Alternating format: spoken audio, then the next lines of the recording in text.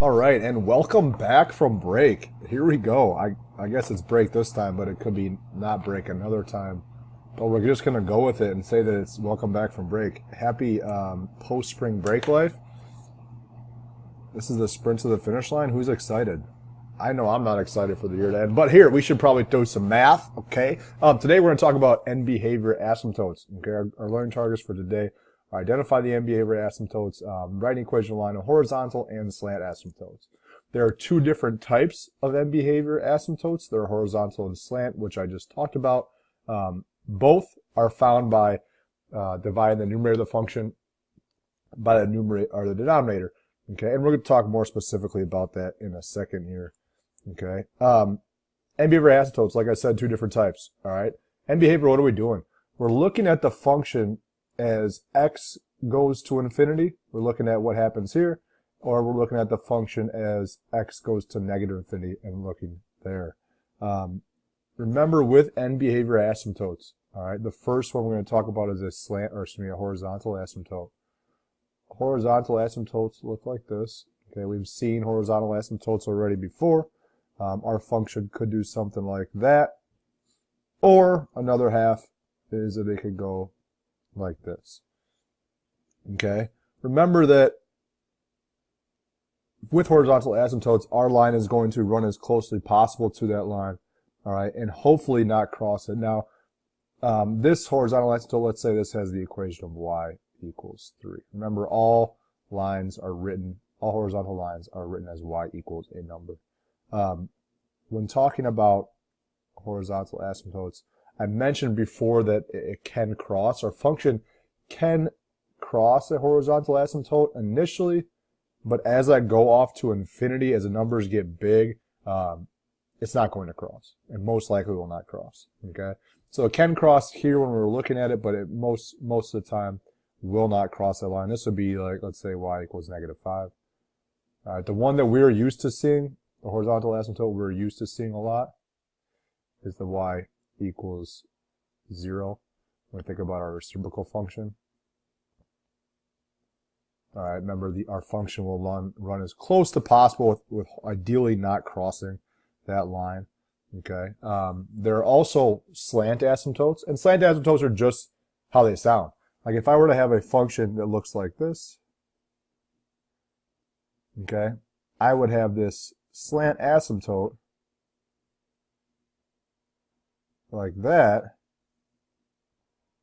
All right, let's say I had, so here, as my function is, as x is going to infinity, my function is going to approach this slant asymptote but not cross it. Okay, let's say my function looked like this. All right, I could have another piece down there as well. I will not cross that slant asymptote. Okay, slant asymptotes are going to be written in form of y equals mx plus b most of the time. So this could be a slant asymptote of y equals, let's say, x minus 4 or something like that. Okay, most of the time you're going to see y equals mx plus b. Okay, you're going to see slope intercept form for our slant asymptotes, and I'll tell you how to find those in a little bit. To find end behavior, okay, in order to find our end behavior of an actual function, the first thing I want to do is simplify, which is what we've been doing, okay, so far in this unit, i.e. finding holes, thinking about holes, there we go, and vertical asymptotes. All right, the next thing we want to do is I want to look at the degree. There we go. Degree of the numerator versus the degree, I'm going to abbreviate degree DEG, of the denominator. Okay, so I want to compare the degrees of the two, the numerator and the denominator. So let's look at what I'm talking about here. Okay, end behavior asymptotes. So if we look at the degree, if the degree of the numerator is less than the degree of the denominator, okay, so here's my numerator, here's my denominator. All right, we write numerator, this is our numerator. This would be our denominator. Okay. If the degree of the numerator is less than the degree of the denominator, then y equals 0 is my slant asymptote. So if I look at this, this is my completely simplified version. All right. The first step was to simplify. So I simplified it like this. Like that. Okay. Or x, let's make it x plus 3, whatever. Nothing is going to cancel, right? There are no holes. Okay. So there's no problems here. If you think about this, though, as the original function, this is just going to be x to the first power on the top. The degree of the numerator is going to be x to the first. Okay. The degree of the denominator, if I were to multiply x plus 2 times x plus 3, I would get positive 1x squared plus 5x plus 6, right? So the degree of my denominator is going to be greater than the numerator. Since that's the case, I'm going to have a horizontal asymptote of y equals 0. Anytime this happens, all right, whenever this happens, when the bottom has a higher degree than the top, we're going to refer to this as bottom heavy. Bottom heavy meaning the bottom has a higher degree than the top. Okay, it's called bottom heavy. All right, we will all refer to it. You will see that in your future math classes as well. Okay, there's also an instance where our degrees are equal. Okay, the degree of the numerator is equal to the degree of the denominator. All right, so if I were to, let's see, let me think of one. I have x minus 4 and x plus 1. And I'm going to make this 2x plus 1 and x plus 3. Well, these are completely simplified. Nothing cancels out. There are no holes. Okay. If I look at this, though, if I were to, whoa buckets there, were to FOIL the top out, FOIL my denominator out, I'd have an x squared on the top, a 1x squared, and a 2x squared on the bottom, right? Our degrees are the same. So the line, leading coefficient of the numerator over the leading coefficient of the denominator. Well, our leading coefficients here, the leading coefficients of the numerator, leading coefficient of the numerator is a 1. The leading coefficient of my denominator is a 2. So my horizontal asymptote is y equals 1/2. Just like that. How about that? Look at those neat colors. Well, that's pretty neat. Isn't it neat? Yeah. Sick. Okay, so now if the degree of the numerator, last case, wow, is greater than the degree of the denominator, we're going to have this interesting thing called a slant asymptote. Remember, a slant asymptote is going to be written in slope-intercept form.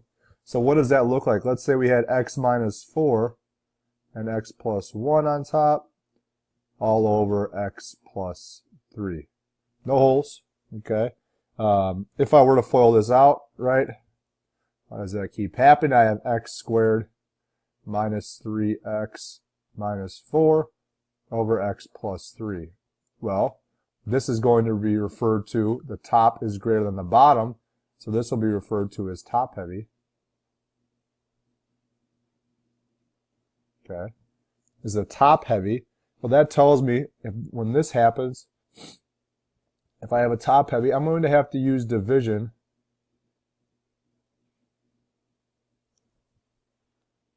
Now I can use synthetic division. Okay, if I have a degree 1 polynomial on the bottom, I can use synthetic division if my degree is 1 down here, or I'll have to use long division. So I'll have to use division to find the slant asymptote. Okay, when it's top heavy, I use division. When it's bottom heavy, it's just y equals 0, and we call this, and I forgot to say, even heavy, because the powers are even. How sick is that?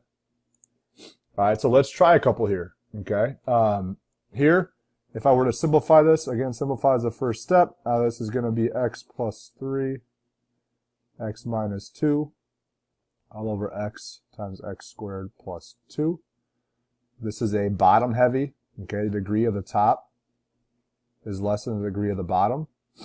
So my horizontal asymptote is going to be y equals 0. That's all you have to do. That is it. That's it. That's no more. No more work. No more work. Stop. All right. If I look here, I cannot simplify or factor this anymore, but I have negative 5x to the first over 2x to the first. Well, this is considered an even heavy. Therefore, my horizontal asymptote is the ratio of my leading coefficients. So my horizontal asymptote is y equals negative 5 over 2. Since I have x to the first on the top in the numerator and the denominator. Yes, I'm going fast. I think we can handle it. Please feel free to go back and watch some. If it's confusing a little bit, go back and watch it again. So here we go. Let's keep going. If I were to simplify this, I have 2x to the third plus 1. And this is x. This is going to be x squared minus 16. So it'll be x plus 4, x minus 4. Well, again, if you notice, I have 2x cubed over 1x cubed. All right, well, the degrees are the same. Therefore, my horizontal asymptote is just y equals 2 over 1, which is just 2. Okay. Let's keep going. If I were to write this out, x minus 2, x minus 2, x minus 2, nothing would cancel. So it's bottom heavy. All right. The degree on the bottom is 3. Okay. So my horizontal asymptote, since it is bottom heavy, is y equals 0. I bet you guys like bottom heavies because you don't really have to do any work. Okay. All right. Let's talk about this one for a second. This original problem here came from here, right? Right here. It's the exact same thing. Okay, these are the exact same functions. If I ignore the plus 3 for a second, I have the exact same thing. So literally right here, I know my horizontal asymptote is y equals 0. With just that part. Okay, how would I find that? Well, I would do the whole, I'll notice that, hey, this is bottom heavy. If it's bottom heavy, it's y equals 0. Well, I have this plus 3 that's added on to the end. When our transformations, when something was added on to the end and not inside our parentheses, what did that affect? That affected our y. So this plus 3 is going to make the horizontal asymptote y equals positive 3. It's going to move it up 3 from the horizontal asymptote here. Okay. Now what I could have done, a longer way of doing this, would be to find a common denominator here. Okay, so I would have all of this first fraction times 3, or excuse me, plus 3 times the denominator over the denominator, and I could combine like terms and so on and so forth, and I would still have 3. Okay. Let's keep going though.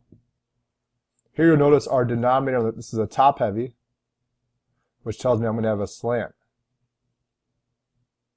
So when I have a slant, I said you have to use division. All right, this is a degree 1, so I can use the division, put the negative 1 in the box. I have a 2. I have 0x squared plus 0. Excuse me, 2x squared plus 0x plus 0. Bring the 2 down. 2 times negative 1 gives me negative 2. Negative 2. Negative 2 times negative 1 gives me 2. And I have 2 as my remainder. When writing a slant asymptote, I disregard the remainder. All I need to worry about are the coefficients that are going to give me, the only thing I need to worry about are the terms that are going to allow me to write an equation of a line. Well, these two terms, a 2 gives me 2x, and then that minus 2 gives me my b. So I only care about the two terms that are going to help me write an equation of a line for our slant asymptotes. You disregard the remainder. All right. This is top heavy. Okay, we're gonna skip this one for now. Okay, skip for now. And I want you to do this one. So I want you to pause and try to get the slant asymptote yourself. All right, so here is my work here. Okay, you could have wrote this as y equals x minus 1. That's the same thing. Okay. Again, I disregard the remainder. All right, so I'm gonna try this one now because this is a long division. I know I'm gonna do this kind of quick. But this will be a long division term, and you'll see what's going to happen. Remember, I need placeholders. All right, try to do long division for this. Okay, so if I did long division here, I know that x cubed divided by x squared will give me x. Multiplied through it, I have a remainder of 4x plus 0. I disregard the remainder, So my equation is y equals x.